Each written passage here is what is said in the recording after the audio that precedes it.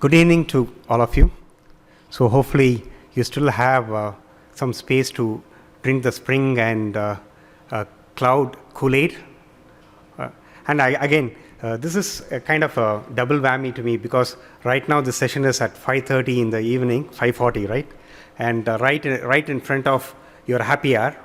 And now we are going to talk about insurance. So let me see. I'll try to make this more interesting for all of you, and we'll take it from there.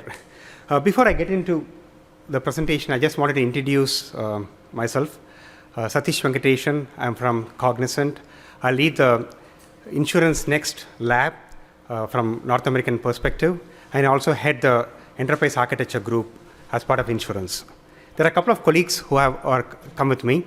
One is, I want to introduce Ramanathan. He's here. He basically does all the hard work for us, right? I'm at the front end of it, take care of innovation, try to take the ideas and try to move it to a prototype, whereas he has the real work. How do you take that particular idea and move it into production, right? And he has some good tools in his arsenal. And I also wanted to introduce Dilip. So Dilip is our lead architect. We have built a lot of interesting solutions, and Dilip loves Spring, Cloud, and Container, right? That's what he's also all about. So without further ado, I just want to start off with a few basic stuffs, right? First of all, how many of you know about Cognizant?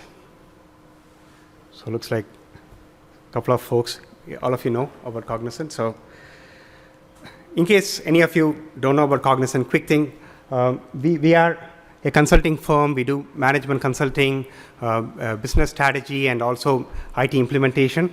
And basically, we have been there for around 21 years, predominantly focused on North America and global market. We have about 1,200,000 clients in US. And the reason why I'm talking about scale is because when you have your presence everywhere and when you're doing a lot of technology work, that is very, very helpful because nowadays it's all ground up innovation, right? And it's all technology coming in and working with business guys to kind of reimagine business. So in that sense, we do have the presence everywhere, from financial services to healthcare and also to retail, for our team to go back and take some of the innovative ideas and kind of put it in a business context and help the clients to reimagine their business. Other things is, definitely, many of you who have worked with Cognizant will know that we are client-first culture, right? Which means that we are absolutely flexible.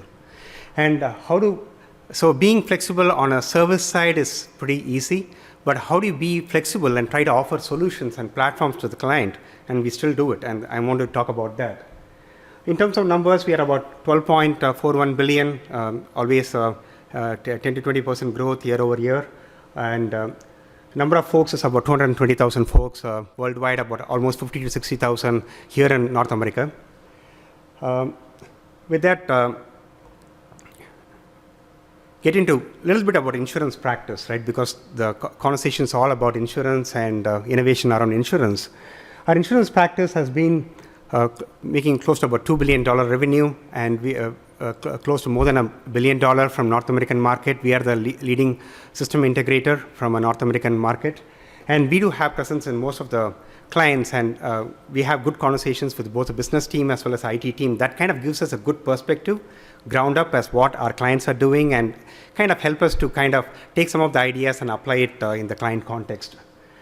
And a couple of interesting stuff. There are a lot of analysts who have definitely are raving about Cognizant, but a couple of things I want to point out. Celent invited Cognizant recently to New York and gave us a space to kind of showcase our innovative solutions. So we went there recently, about a couple of months back, showcased about drones, IoT, all from an insurance context. And also, how we do that is because we do have a dedicated Insurance Next Lab, and this particular lab was started about 7 years back, and predominantly focused only on insurance. And what we do is we take all those technologies which are there out there, emerging technologies, and try to see how we can apply it in the insurance context. And this is something most of our clients love it. Whenever they come down, they visit us, and both the business team as well as the IT team, they sit down, they have a chat with us. We kind of tell them a story how the future of insurance will look like, and we do a role play and things like that. Quite an interesting piece of experience center we have. with that said, just want to do a quick polling with the audience, right? Do you think any of the emerging technologies will be applied in insurance? Do you really believe that some of the emerging technologies we are talking about will be is applicable in insurance? One is, let's say, if you talk about personalized video, it is a viral everywhere. Everybody is seeing the content only through videos, and they love to have 2 minutes video. And many clients, at least outside of insurance, they are trying to communicate with their customers through videos, and they kind of personalize it. Do you think such videos will have a place in insurance? Any of you? Yes or no? Yes. Okay, good. So at least there are some believers that innovation and insurance will go together. Connected health, right? Talking about not only mobile, but trying to talk about wearables. You have Fitbits, you have Vitality and everything. Do you think that will fundamentally help improve insurance? Okay, I think there are a lot of folks who believe in insurance, so I'm not going to take too much time. I'm going to talk to you about what we see here, drones as well as robotics process automation and robo-advisors. All of these are happening today within insurance space. So in this context, I also wanted to talk to you about what Cognizant sees it here, right? We call it as our crystal ball. And basically, this crystal ball is being evolved based on our experience across all the insurers, and they visiting us and talking to them, and also talking to analysts, right? There are a few things which is out there, and what you see here is related with property and casualty, and we are showcasing both the immediate as well as future technologies which are going to hit the insurance market, and all of these are happening today. A couple of things I wanted to point out in the interest of time. Omni-channel, right? Everybody is talking about it. Insurance has gone away from the days where it's all product-based and more focused internally on operational improvement to what should we do for the customer. The customer sometimes can be agent and customer can be end customer.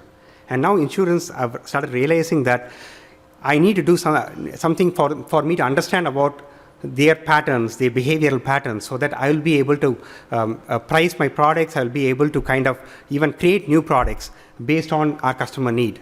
So from an omni-channel perspective, a lot of things are happening, right? I mean, the Salesforce kind of things are always there at the front end of it, but insurers are taking something more deeper than what you see there. It's not only digital marketing, it is also services. The omni-channel talks about what is the next best action, how do I set up a communication hub, and how do I integrate multiple channels together. And there are a few other things which goes along with that. And insurance team are investing on that. They are investing on the infrastructure aspect of it. They are investing on the single view of clients. They are also investing on how do I communicate with the customer better, right? Everything is happening. And interestingly, I wanted to point certain things out here. A couple of insurers reached out to us and said, how will it be if I use chatbots? Have you guys heard of chatbots? In the context of Facebook, chatbot is there, and you have other companies which does it. These are nothing but virtual assistants, and which can interact with a policyholder and kind of guide them through it. It's almost like a chat agent, right? It's virtual and it's all based on artificial intelligence. And believe it or not, insurers are interested in that. They are doing proof of concepts with chatbots. Not only that, we also see that there are a lot of folks investing on robotics process automation. They wanted to see how I can free up the time of my underwriter and how I can free up my time of my claim adjusters, and can I use robotics process automation? Can I use solutions which will help them to quickly scan through the documents, read through the documents, and then try to interpret it for them so that the underwriters can focus on the customer, right? So those are interesting things which are happening out there. It is not only P&C where there is a transformation.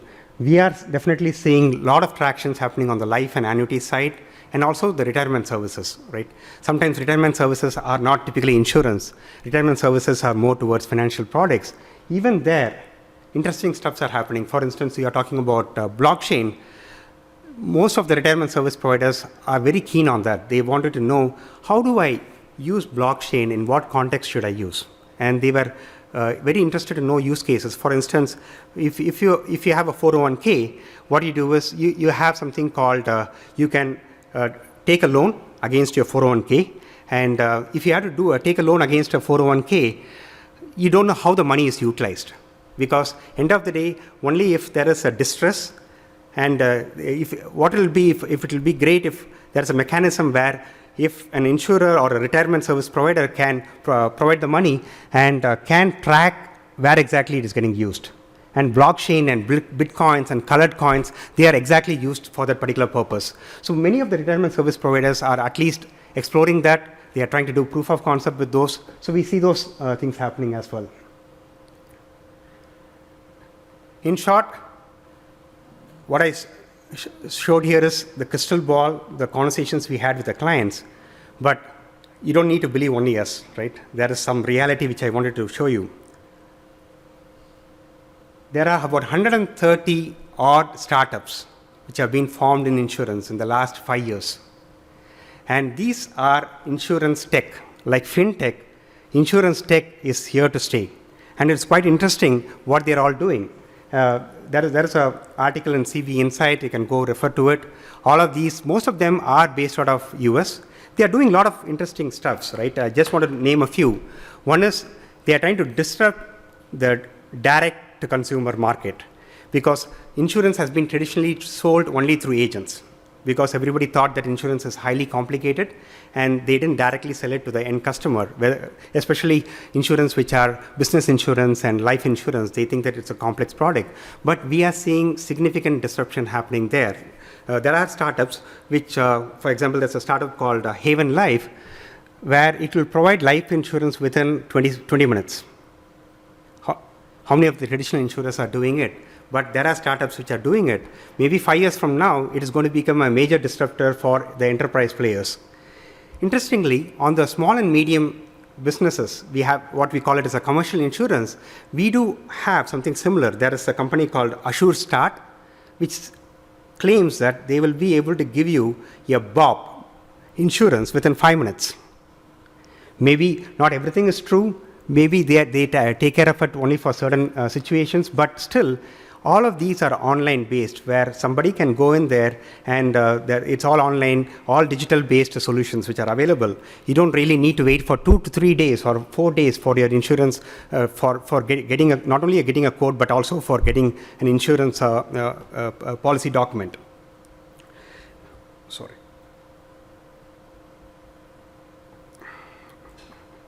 about the mix-up. Apart from that, we also see dental insurance happening here. Dental insurance itself is being reimagined. There's a company called Beam.Dental. What they do here is they give you a toothbrush, and you can take the toothbrush and start using it. You will have a score. And apart from that, of course, you have to go to the dentist, and that data is also very important. But think of how they are reimagining things, right? It's not somebody sitting down in their garage trying to innovate. These are real companies, startups, which are coming there, and they do have customers. And they are giving you dental insurance based on your brushing habits. It's quite interesting. We were all talking about it, but it's all really happening out there. Likewise, farm insurance. Farm insurance, if you have heard of Climate Corp, it's a company started by a couple of Google engineers, and it has been taken over by Monsanto. It is predominantly, and farmer can go back and say, hey, I wanted to get an insurance for my farm, and how do I do it? They can go back, they can talk about where the farm is located, they can talk about their crops, their crop yield, and everything else is calculated through digital technologies. You have satellites which will zoom in, understand where that particular farm is, they understand the weather patterns, right? And then they go back and give the insurance within that 20 minutes, right? So getting insurance within 20 minutes, especially for farm insurance, is something we have not heard of, at least 6-7 years back. But those things are happening. If you ask me, are they prevalent? May not be, but give another 5 years, it's going to be. Apart from that, there are a lot of companies which are now leveraging digital data, and we call it as a data as a service, because end of the day, whatever we do, our footprints are all digitized. And insurers don't need to look at secondary source of data to know about us. For instance, if you're driving a car, what do? All the insurers they look at is the financial score, your credit score. That is what they give more weightage. They don't give weightage to how exactly you drive, because they don't have the data. But with telematics and other things coming in, these data are coming from a lot of places. They can take the telematics data, they can overlay it with the weather and the traffic pattern. They will know exactly how you are driving and the condition in which you are driving, and the insurance will be much more focused based on your behavior. And in fact, it can be going into loss prevention mode where it can go back and change your behavior. So there are a lot of opportunities out there. There are a lot of value-added services which are out there. Not only, there's one company called Capricity. What they do here is they help you to automate the underwriting process, the mundane work. Send a document to them. They will scan the particular document, interpret the data from the document, and using artificial intelligence, and then they will be able to come back and help the underwriter to do their job, right? Likewise, we have so many things. I don't want to, if I start talking about startups and innovation, I'm going to spend most of my time, then you might be wondering why Cognizant is doing that, right? I don't want to do that. And again, in the break, I'm more than happy to talk about it. The point I want to drive home here is this. It is not the lack of ideas, which is preventing some of these technologies being adopted within insurance. The bigger problem here is the enterprises don't have a continuous innovation strategy. They don't have platforms for next-gen IT and next-gen operating model. That is the fundamental problem, and that is a problem Cognizant is trying to solve here. I want to tell you a little bit about Cognizant journey and how we embrace continuous innovation and how we believe that platform is the way to go, right? This is a story we started about 7 years back, where Cognizant, being an engineering company, we felt that we should start investing on solutions. And when we start building solutions which are business solutions, we can get to know the customer better, get to know the business better. That's how we started 7 years back. And then we decided at that particular point in time, what if these solutions are being used by the customer? What technology base I need to use? Then Java came to us because most of the insurers are using Java and can work across multiple solutions. Then we kind of looked at what more we had to do. We had to start investing on open source because open source effectively gives you a better licensing model, right? I wouldn't say zero cost, but better licensing model. And at the same time, open source also, I know that if I build a solution in open source, my solution need not change. If I use a COTS product, I know many of my clients might use different kinds of solutions, and I can't keep changing it for them, right? So open source works for me. And of course, Spring, right? Spring was a natural choice because it was quite popular with the Java guys, and it was quite modular, right? We started using it. So initially, we started off, this was what we did in Cognizant is a reflection of the industry out there, right? So we started off focusing on operational agility. That's where all the insurers were focusing on 7 years back. We were building claim solutions. We were building solutions around automating the underwriting process and everything. I mean, many of the solutions are used currently by many of our clients. That was our initial focus with the Spring framework. Then later, with all the advent of digital technologies, it came into insurance. And of course, we started embracing them. We started building mobile solutions. And when we started building mobile solutions, we realized that our strategies should change. Because once it got into customer centricity, we wanted to leverage the crowd for the innovation. And Cognizant insurance practice about 31,000 folks. We started something called an IPL about almost 5 years back. And we started encouraging our associates to contribute to ideas. And it was a 12 weeks innovation contest, starts from an idea to an MVP. And you can go back and like a Shark Tank pitch in front of basically insurance executives from Cognizant as well as from the client. This caught on. Thanks to digital technology, this caught on, and the ideas kept flowing to us. And we started building these solutions. We also realized that if we have so much of solutions with us, only some of it are going to go as a product to a client. So many of them, we are going to stay back as concepts. And still, even if it is a concept, customers love it because they come to us, they visit our lab, and they say, you guys have done a great work. How do I take this concept and apply it somewhere? Cloud was the natural choice for us because we were able to put it on the cloud, send it to our customers, and was able to demo it very quickly, right? So that was our first natural choice. Then what happened was the crowdsourcing construct which we had within Cognizant matured. And initially, when 10 teams were participating, today, about 100 teams are participating. 100 different ideas are coming out of the 12 weeks engagement. And we found it very, very difficult to kind of select these ideas down selected. So we have to have even crowdsourcing the jury, right? The juries which are behind the idea selection, we have to crowdsource it. So we have gone to that level over the last 4 years, where we have about 200 different types of concepts, and many of these concepts results in solutions like what you see here. However, when we do this, we ran into a bigger problem. How do I now take these concepts and how do I now kind of streamline it and help the clients?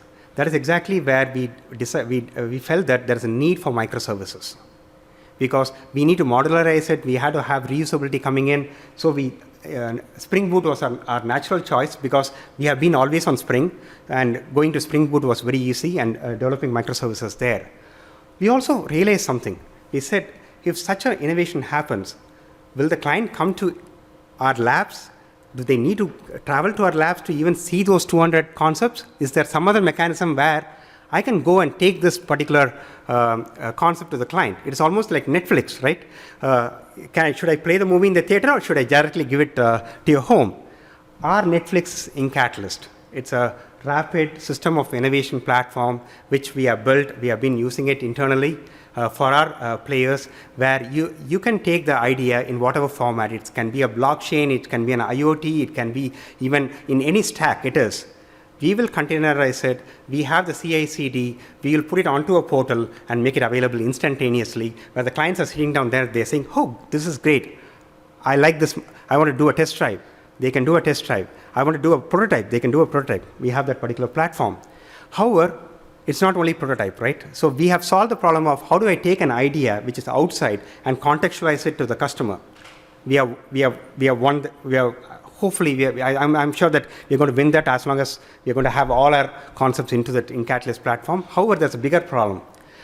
Now, customer has used that particular idea, and now they have built a prototype. What next? That is exactly where Cognizant Foundry comes into play, and again, Rag is there who's going to talk about it, right? How do you take that particular prototype into production? With that said, INCatalyst, we have started, this is our internal platform. Now, many customers who come there and say, I want that. I want it for my enterprise, right? We are open to it. We are open to that, and in fact, we are working with a couple of customers on trying to use it for their platforms, right? For the innovation platform. What is it all about, right? I'm going to, in the lack of time, I'm going to show you the screenshots, but we do have a demo of INCatalyst. If any of you guys are interested in, check with Dilip. We have the demo, and stop by and we'll be able to show you. INCatalyst is a Cognizant portal. As I told you, it's a system of innovation which we have built out. It captures exactly the activities we do as part of the lab. When a client visits our lab, we take them through something called a business theme, where we don't talk technology. We go back and say, how will the future of claims will be? How will the future of retirement is going to be? And when we talk business language to the client, in that context, we talk to them about solutions. And in the context of solutions, we introduce technologies, right? So basically, what you see here is, it's a portal where somebody can log in. They are now seeing two business themes. One is the future of commercial underwriting and future of property claims. Now the client says, hey, I'd like to understand how the future of claims is going to look like, right? They click on it. It lands in a particular page. There are videos about it, 2 minutes video. You can access it. And then they go further and say, and then we showcase to a client saying that the future of claims is not on the back end. The future of claims is on the front end. How do you make the life of the claim adjuster easier? And we have mobile solutions already there. And clients can do a trial run of it. As simple as that. It's like a marketplace. And they can click on the trial run. And here, I'm just launching a website which Cognizant has built out for a claim adjuster website. They will be instantaneously have access to it. They understand, they play around with it, right? And then come back to us. It's almost a traditional model all the Silicon Valley companies follows. And typically, we don't stop there. We are giving you a rapid prototyping and a shopping cart style system where we take that idea and customer says, hey, I love your claim adjuster, but however, I would like to integrate it with geolocation.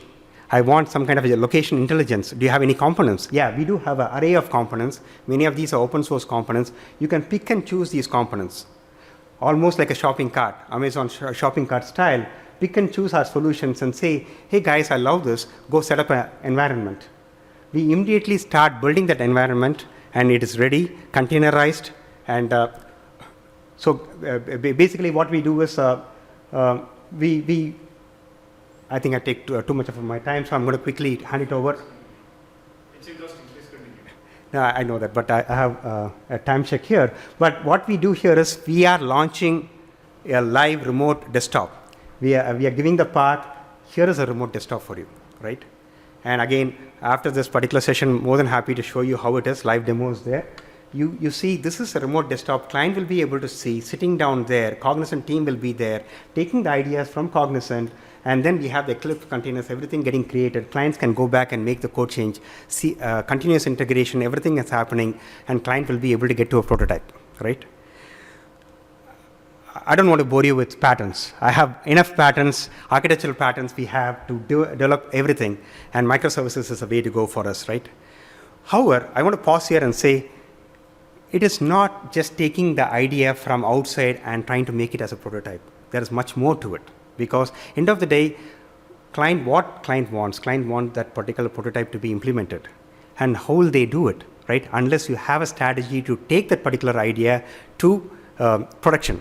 That is where, at this particular point in time, I want to invite Rag here, my colleague, and Rag, take them through the journey of how Thank you. Thank you, Satish. So thank you for all of you for staying late. I know this is the last session before the break. So quickly, I just want to say what Satish talked about in insurance, the disruptions and innovation is happening, right? How they are helping to make that happen especially the established insurance companies. So methodology they are taking through is really, if you look at it, is agile, lean, right? Lean startup, right? I hope most of you have heard about it and practicing it. But that's the methodology they're taking. So it's about ideas and MVP definition, iteration, and pivot. That's the cycle they go through. So the platform they talked about is for that exercise and going through this, right? So it's very similar to what you may have heard about Pivotal Labs, right? Is coming and helping people adapt, pair programming, MVP, and innovation, and drive that, right? So very similar to that. So Cognizant is offering the same thing, but because the scale and the industry expertise, the vertical, like insurance, retail, and health is there. That's a big differentiator. So it's not just technology consulting; it's also the business and the domain expertise comes with this methodology and approach and the people. Now, this whole program, comes under what we call the Cognizant Digital Works. So the part that Satish talked about in insurance specifically is the idea lab, and from the idea, the brainstorming, then we go into what we call a collaboratory. And the collaboratory is where this kind of innovation and the labs and prototypes happen, okay? So once all that is done, and let's say that, through the MVP, you establish MVP, you have one validation, let's say you want to go production now, right? That's where the Cognizant Foundry comes in. And that's the part I cover. So I don't know anything about insurance, but I'm a technology guy. We build a platform to take this into scalable production environment, okay? So I want to just talk a few minutes about the Foundry. So the Foundry consists of what we call Agile pods, software accelerators, and PaaS platform, right? So the pods are where we are deploying expertise in lean and agile development to help you with ideate, innovate, and build this, right? And then we package that with software accelerators. So software accelerator has different parts. I'll talk about that. That's where a key differentiation come in, where we are bringing in some software with the people and the domain expertise to help you accelerate your innovation and development, okay? And from the past, these accelerators can support any Cloud Foundry-based PaaS today. So it can be from Pivotal, or it could be the foundation open source, or it can be IBM Bluemix, or it can be on Azure, right? So we support all this. So the beautiful thing is that our customers want this variety, right? Especially, we are seeing a lot of I'm using foundation open source for development and lab or something, and then maybe PCF for production, right?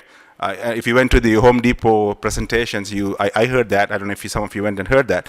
So we are supporting these multiple PaaS environments, okay? So I want to dive into a little bit more about the software accelerators. So in the software accelerators, we have two major areas, blueprints and services marketplace, okay? and so I want to talk about the blueprint for a second. So most of you have been here and heard CF push a lot in this today, right? Probably overheard it, and I just kind of Googled this thing about what's the developer experience about, and this is what Pivotal is presenting as the developer experience. But I looked at it and said, is this the developer experience? There needs to be some bunch of things that need to happen before you do the CF push, right? Your developer, as in, is setting up STS or Eclipse or some environment, and he's also struggling with all these frameworks, right? There's a Node, Mean.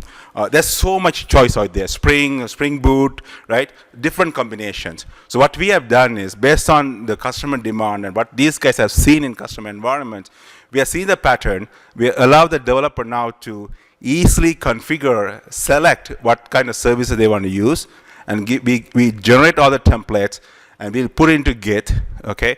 Or we can push it into Cloud Foundry deployments. Now we have a starter accelerator for you on the development side. So now you can go modify the code and build on top of it and push it into any of the Cloud Foundry environments. So that's where the blueprints comes in. Yeah.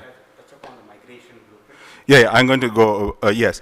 So, and when Satish finished, he said these patterns, right? So let's say these guys, develop this prototype, one has come through, and that's what the customer wants to take it to production. Now we can take that blueprint, we can push it into the Foundry through the blueprint approach, and now make it ready for production also. So the point is that through the industry experience in the verticals, the technology expertise, the expertise in lean and agile come together to accelerate and innovate. Accelerate your innovation, right? That's what this we're trying to do with this offering. And of course, most of you have heard about microservices by now, too many times. So we are also bringing some microservices. So you can go to Pivotal today and see in the marketplace a bunch of microservices. But here is the differentiator, right? We can bring the vertical domain expertise, especially for insurance or healthcare or any retail. So now we are going to work with customers. Also on ourselves, these guys, on their practice, come up with common, what we call microservices that our customers can use and accelerate their development, right? So there'll be some horizontal ones too, like to speed up your, for example, logging or authentication. And the beauty is going to be, again, it's like it doesn't matter which CF platform you choose.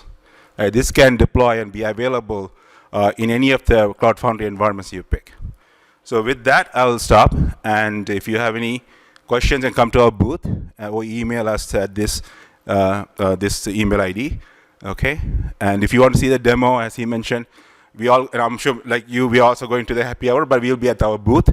Please drop by to learn more about this or any questions you have, especially some of our experience in microservices, blueprints, what are challenges we are seeing, how we really can help you. And thank you so much for being here.